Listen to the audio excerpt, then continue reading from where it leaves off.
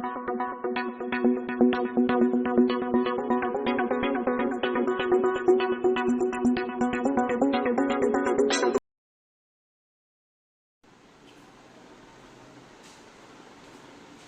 in Mastermind Public School online classes. Today's video is about class 12, chapter number 2, that we are discussing about sexual reproduction in flowering plant, यानी कि पुष्पीय पादपों में लैंगिक जनन। Class 12 biology का ये आपका वीडियो है और चैप्टर नंबर 2 का ये पार्ट 3 वीडियो हम यहाँ पर देख रहे हैं। So let's discuss about today's topic. In previous 2 videos हमने डिस्कस किया, इन जनरल कंसेप्ट देखा पहले सेक्सुअल रिप्रोडक्शन के बारे में। प्लांट में जो हमने देखा कि जो फ्लावर है वो उसके सेक्सुअल रिप्रोडक्शन के ऑर्गन्स को रिप्रेजेंट करता है, जिसमें हमने मेल ऑर्गन यानी कि एंड्रोशियम और फीमेल ऑर्गन यानी कि गायनोशियम यानी कि पुमंग, एंड्रोशियम और जायम गायनोशियम के बारे में डिस्कस किया।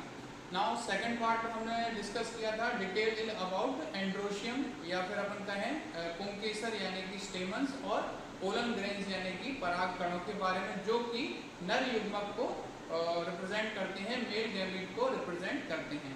Now in today's video we are going to discuss about the female reproductive part of the plant, और आप कह सकते हैं फ्लावर।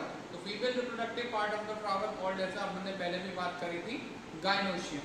सो द पिस्टिल, या जिसको हमने कहा था एक सिंगल यूनिट हमको कहा था स्त्रीकेसर, या जिसे हमने कहा था मेगास्पोरेंजियम, हिंदी में कहा तो गुरु बीजाणु धानी, और जो इसके द्वारा प्रतिनिधित्व किया जाता है जिसका ओव्यूल यानी कि बीजांड के द्वारा, और बीजांड में ही अल्टीमेटली जो ग्रुप ऑफ सेल हो जाता है यानी कोशिकाओं का समूह, जिसे हम क्या कहते हैं एम्ब्रियो सैक या भ्रूण कोश।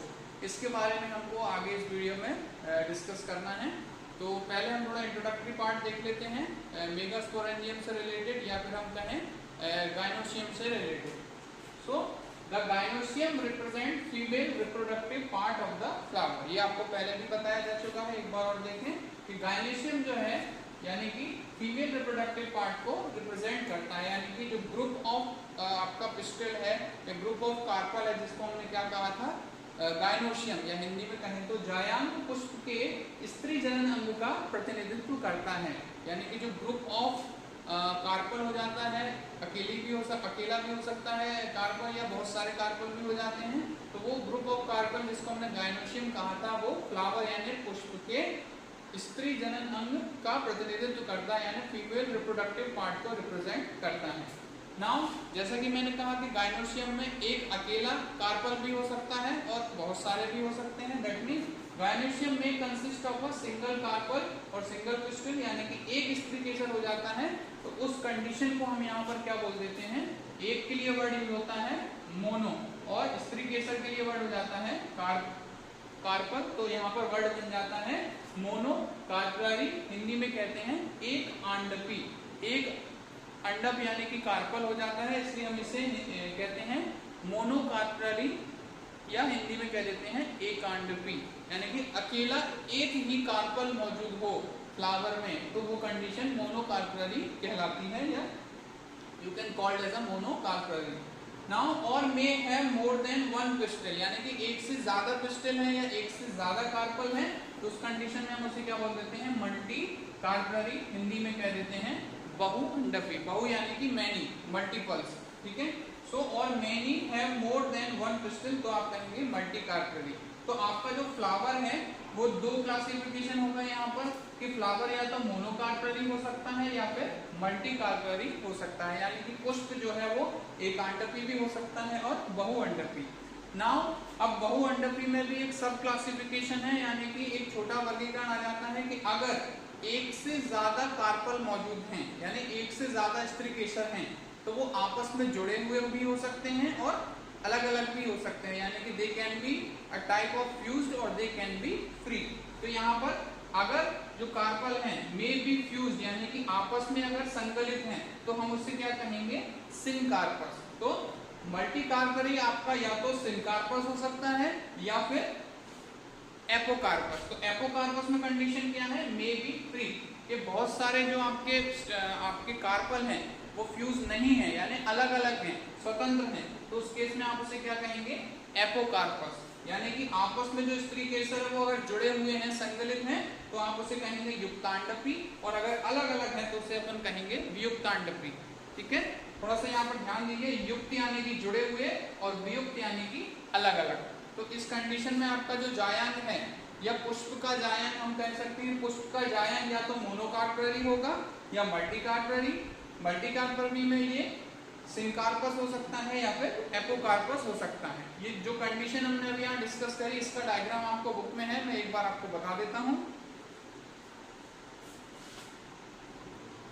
नाउ मल्टी कार्परी जो हमने कंडीशन देखी है उसमें आप देख सकते हैं कि जो सारे के सारे कार्पल है आपस में जुड़े हुए हो सकते हैं, फ्यूज हो सकते हैं, जिसको हमने क्या कहा था, syncarpous.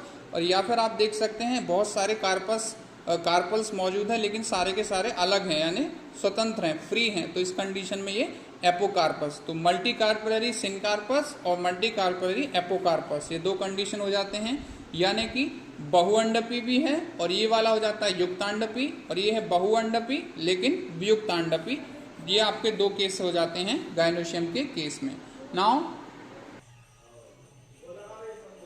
Each pistol has 3 parts. तो हमने बात करी यहाँ पर गायनोशियम की, और गायनोशियम के इंडिविजुअल मेंबर को हमने यहाँ पर क्या कहा, कार्पल या फिर पिस्टल। नाउ या हिंदी में कहें तो स्त्री केसर। तो ईच पिस्टल हैज 3 पार्ट्स, यानी कि प्रत्येक स्त्री केसर के आपके 3 भाग हो जाते हैं, जो अपन पहले भी बता चुके हैं आपको जब हमने फ्लावर के पार्ट्स डिस्कस किए थे। यहाँ पर एक बार थोड़ा डिटेल में देख लें तो सबसे पहला आपका हो जाता है, टॉप मोस्ट हो जाता है आपका स्टिग्मा।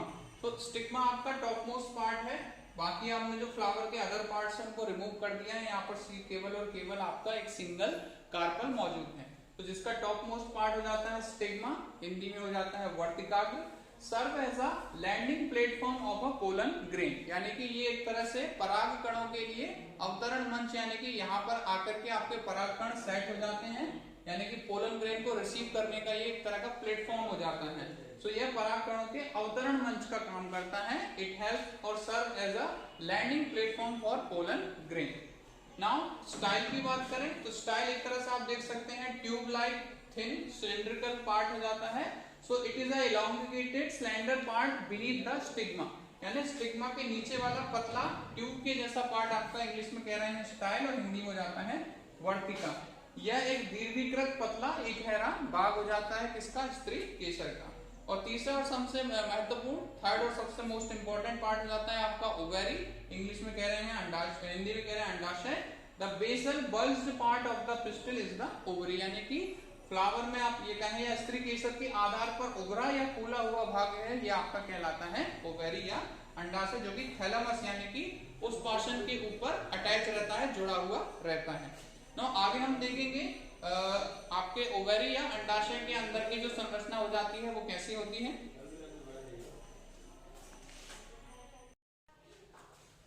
तो हम डिस्कस कर रहे थे वीडियो में, प्रीवियस पार्ट में हमने देखा था मेगास्पोरेंजियम यानी कि कार्पल और पिस्टल के बारे में हमने देखा कि वो एक भी हो सकते हैं और मैनी भी हो सकते हैं अगर सिंगल है।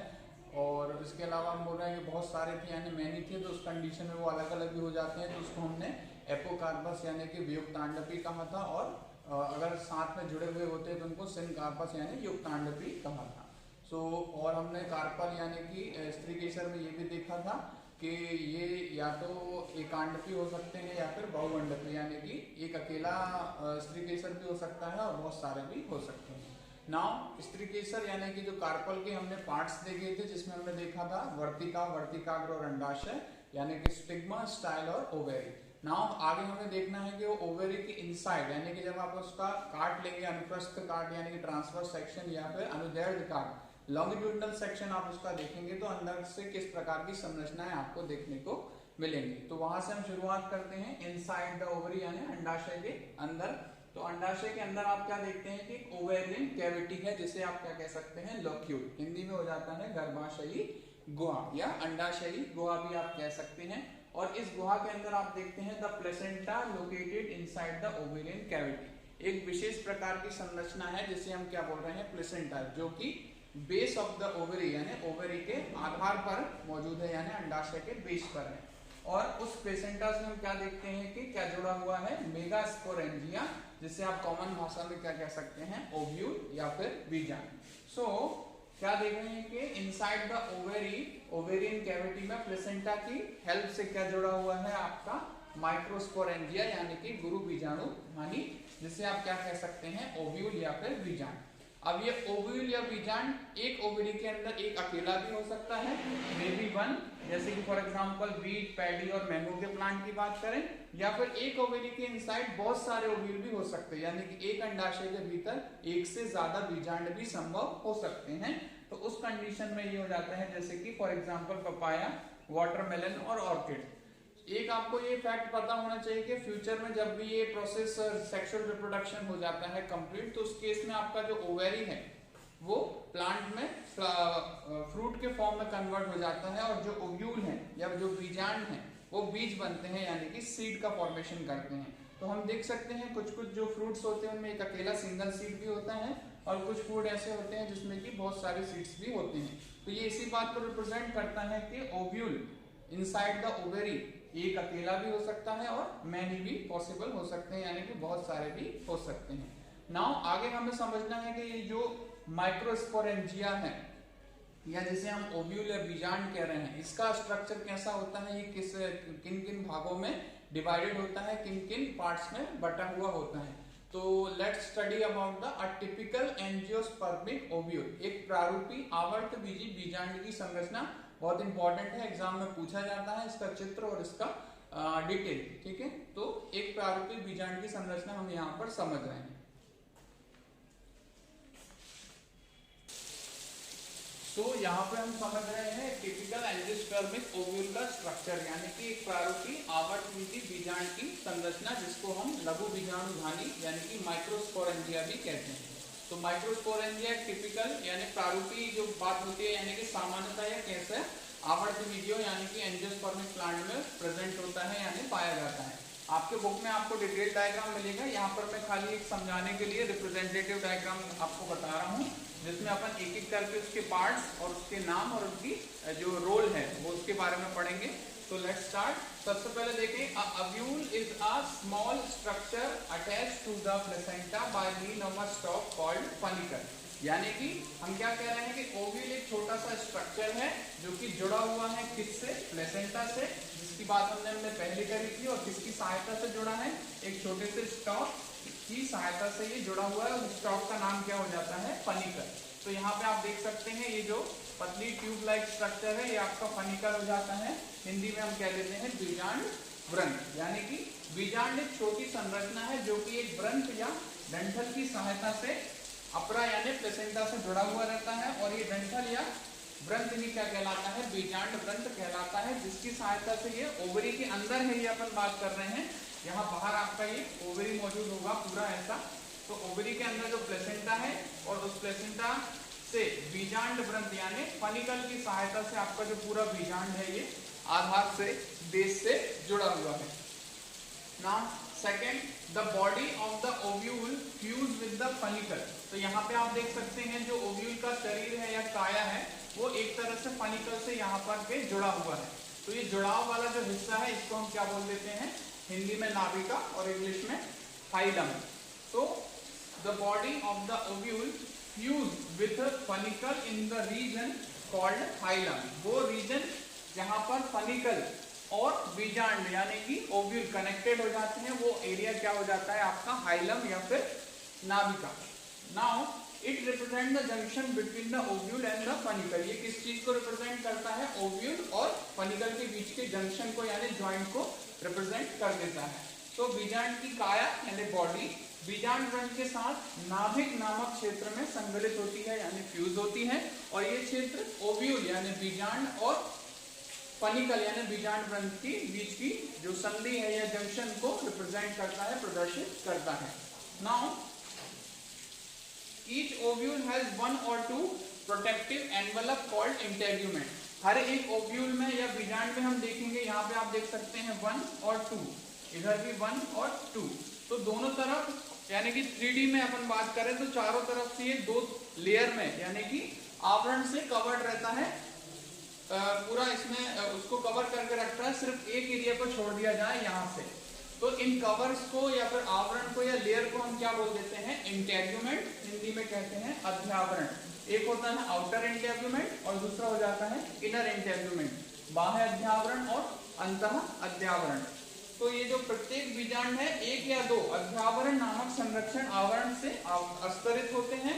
केवल बीजांड द्वार, तो वो क्षेत्र, वो एरिया जहां पर आपके अध्यावरण या इंटेगुमेंट एब्सेंट होते हैं, उपस्थित नहीं होते हैं, उस क्षेत्र को हम क्या बोल देते हैं, बीजांड द्वार, और इंग्लिश में हम इसे कह देते हैं माइक्रोपाइल। तो हम बोल रहे हैं कि पूरे में ये बीजांड जो के चारों ओर अध्यावरण मौजूद है, केवल एक क्षेत्र को छोड़कर, जिसको हमने क्या बोला है, बीजांड द्वार, या फिर हम इसे कह रहे हैं माइक्रोपाइल। इसके आगे की संरचना भी हमको देखना है, जो कुछ और पार्ट है यहाँ पर आपको लेबल दिख जाएंगे, तो उनके बारे में और डिस्कस करते हैं।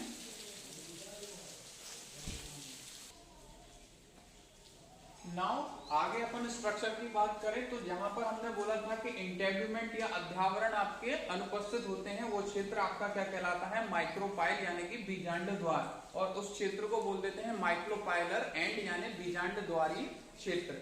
नाउ बीजांड द्वारी क्षेत्र या माइक्रोपाइलर एंड के जस्ट अपोजिट यानी कि उसके जस्ट विपरीत वाले भाग को यहाँ पर हम कहेंगे opposite of the micropylar end is the chalaza, यानी कि उस भाग को कह देते हैं कैलेजा या चैलेजा, रिप्रेजेंट द बेसल पार्ट, यानी ये आधारीय भाग किसके, बीजांड को प्रदर्शित करता है।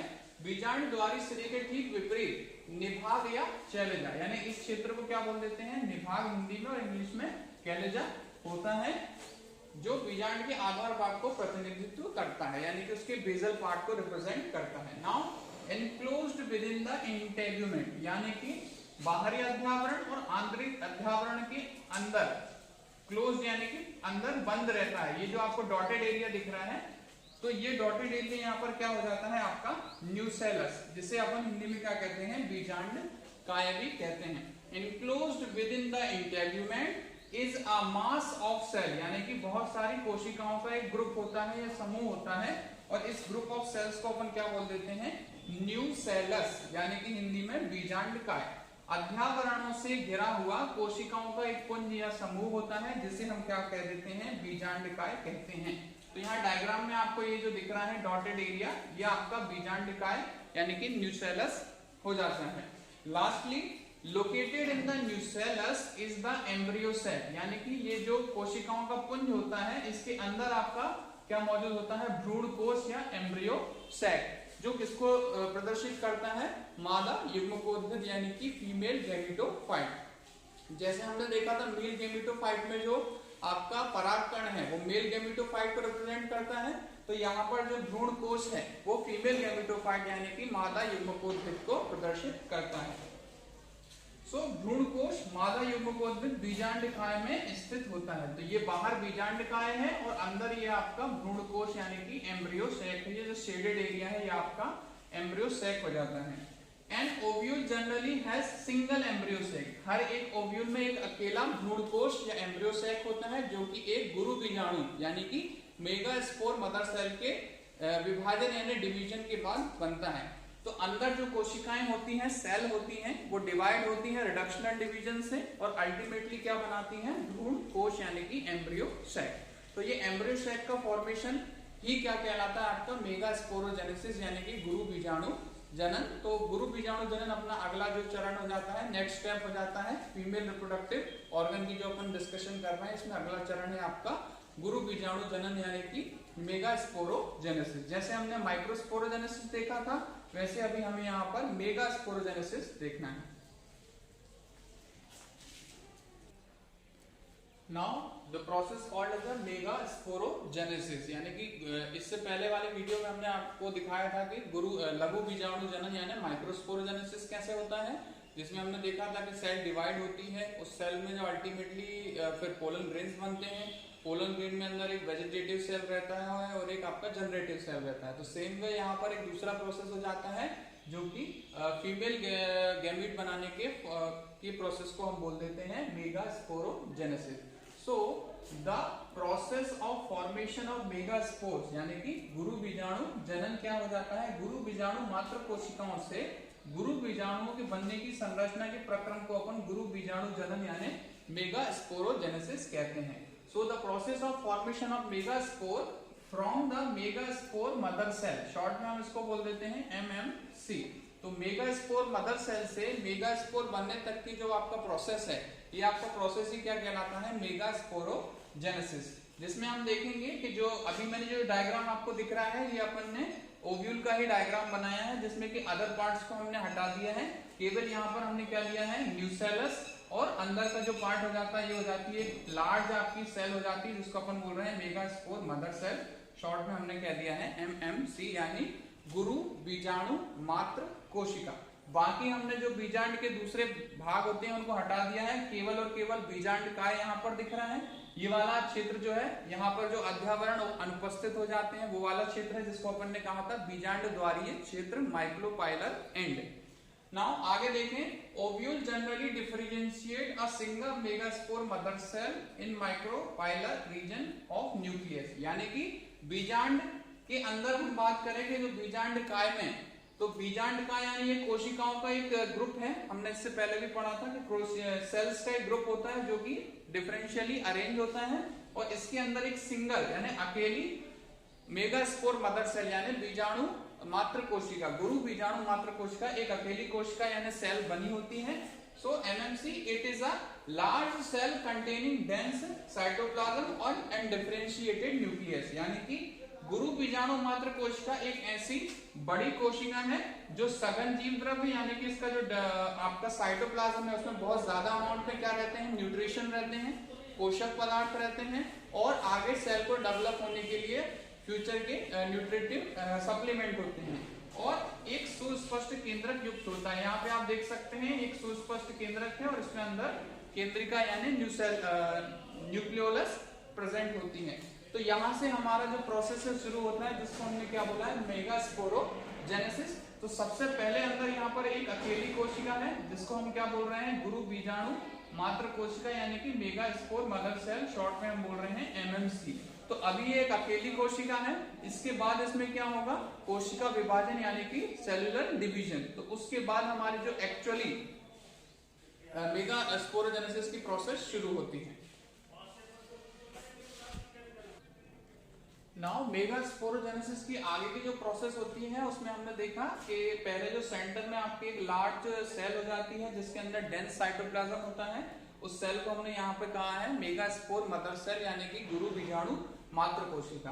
अब क्या होता है, इस गुरु बीजाणु मात्र कोशिका में आपका अर्धसूत्री विभाजन यानी कि मियोसिस का प्रोसेस होता है, जिसमें अपन शुरुआत में जो कोशिका द्विगुणित हो जाती है उसमें अर्धसूत्री विभाजन के बाद ये दो अगुणित कोशिका यानी N और N, तो ये दो कोशिकाओं का समूह बन जाता है यानी कि गुरु बीजाणु द्वितीयक, इसे हम कह देते हैं मेगास्पोर डायड।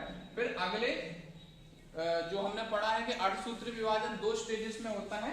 तो यहाँ पर देखिए जो पहली अर्धसूत्री विभाजन के बाद दो कोशिकाएं बनती हैं, और अगला जो अर्धसूत्री विभाजन 2 है उसके बाद यहाँ पर आप देख सकते हैं 4 कोशिकाओं का समूह यानी ग्रुप ऑफ 4 सेल बन जाता है, जिसे गुरु बीजाणु चतुष्टक या मेगास्पोर टेट्राड कहते हैं। तो अल्टीमेटली जब हम बात कर रहे हैं कि बीजांड के अंदर बीजांड काय है, बीजांड काय के अंदर सबसे पहले गुरु बीजाणु मात्र कोशिका थी, उसमें अर्धसूत्री विभाजन हुआ तो आपके पहले 2 अगुणित कोशिकाएं बनी, और इन अगुणित कोशिकाओं में फिर द्वितीय अर्धसूत्री विभाजन हुआ तो इससे 4 कोशिकाओं का समूह बना, जिसे हिंदी में चतुष्टक और इंग्लिश में टेट्राड कहते हैं। नाउ आगे का जो डेवलपमेंट होता है उसे हम बोल देते हैं मेल गैमेटोफाइट यानी कि मादा युग्मकोद्भिद। होता यह है जब मादा युग्मकोद्भिद यानी कि फीमेल गैमेटोफाइट का निर्माण होता है तो ये 4 कोशिकाओं में से कोई भी एक कोशिका आगे जाकर के विकसित हो जाती है, और 3 जो कोशिकाएं हैं ये डिजेनरेट हो जाती हैं यानी नष्ट हो जाती हैं। खाली कोई भी एक कोशिका आगे जाकर के क्या बनाती है, फाइनल स्टेज में ये भ्रूण कोश यानी कि एम्ब्रियो सैक को बनाती है। तो माइक्रो मेगास्पोर टेट्राड में से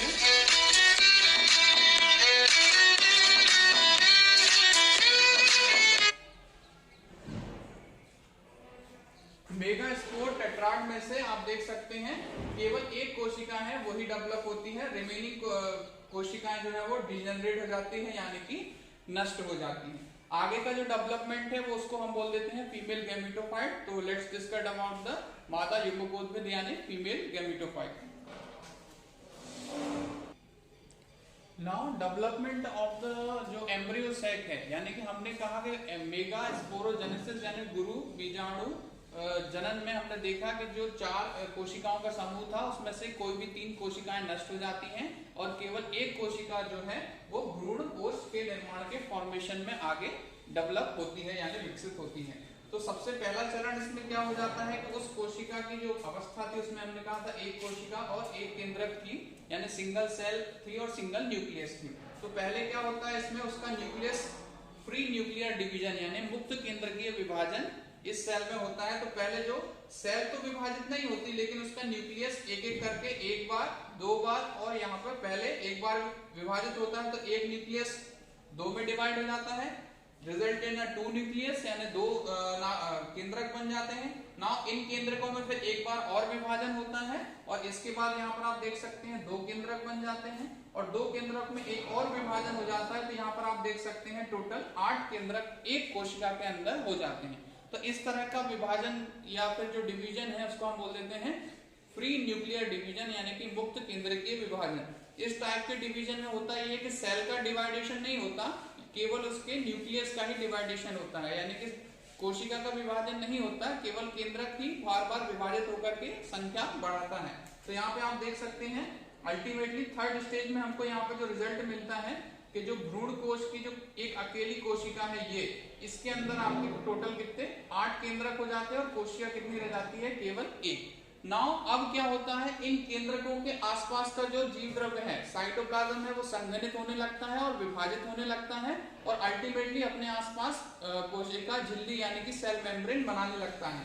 तो इस तरह से आप यहाँ देखें तो यहाँ पर जो बीजांड द्वारी क्षेत्र यानी कि माइक्रोपाइलर एंड पर 3 कोशिकाओं का समूह बन जाता है जिसमें से 2 कोशिकाएं क्या कहलाती हैं, सिनर्जिड्स, और एक मध्य वाली कोशिका कहलाती है एग सेल। फिर बीच की जो बड़ी कोशिका है इसे हम यहाँ पर बोल देते हैं केंद्रीय कोशिका या सेंट्रल सेल, जिसमें आपके 2 न्यूक्लियस एक साथ मौजूद होते हैं। और यहाँ पर जो चैलेजल एंड यानी निभाग वाले क्षेत्र में 3 कोशिकाओं का समूह हो जाता है, इन्हें अपन बोलते हैं एंटीपोडल सेल। तो इस तरह से अभी अपन यहाँ देख सकते हैं टोटल 7 सेल और 8 न्यूक्लियस, ये वाली स्टेज आ जाती है किसमें, भ्रूण कोश के विकास यानी डेवलपमेंट में। और यही आगे जाकर के इस तरह की व्यवस्था में परिवर्तित हो जाता है जिसमें यहाँ पर आपको निभागीय क्षेत्र यानी चैलेजल एंड में 3 एंटीपोडल सेल रहती हैं, मध्य में 2 पोलर न्यूक्लियर रहते हैं जो कि केंद्रीय कोशिका के केंद्रक होते हैं, यानी एक केंद्रक कोशिका में 2 न्यूक्लियस रहते हैं, 3 अलग कोशिकाएं होती हैं, इन्हें एंटीपोडल सेल्स कहते हैं। और यहाँ पर जो बीजांड द्वारीय क्षेत्र यानी कि माइक्रोपाइलर एंड पर आपके 2 सिनर्जिड कोशिकाएं और एक आपका एग यानी अंड कोशिका रहता है जो आगे जाकर के निषेचन में भाग लेता है। तो इस तरह से आप देख सकते हैं भ्रूण कोश का जो कंप्लीट विकास यानी डेवलपमेंट हो जाने के बाद उसकी स्टेट कैसी हो जाती है, 7 सेल और 8 न्यूक्लिएटेड स्टेज। यहाँ पे आप काउंट करें 1 2 3 4 5 और ये 6 और ये जो बड़ी वाली सेल है ये आपकी 7 हो जाती है। वहीं न्यूक्लियस काउंट करें तो हर एक सेल का 1 न्यूक्लियस हो जाता है और सेंट्रल सेल में 2 न्यूक्लियस हो जाते हैं। तो इस तरह से 7 कोशिकीय और 8 केंद्र की अवस्था में हमारा जो मादा युग्मकोद्भिद है वो निषेचन के लिए तैयार हो जाता है, यानी कि 7 सेल और 8 न्यूक्लिएटेड स्टेज में हमारा एम्ब्रियो सेट फर्टिलाइजेशन के लिए प्रिपेयर रहता है।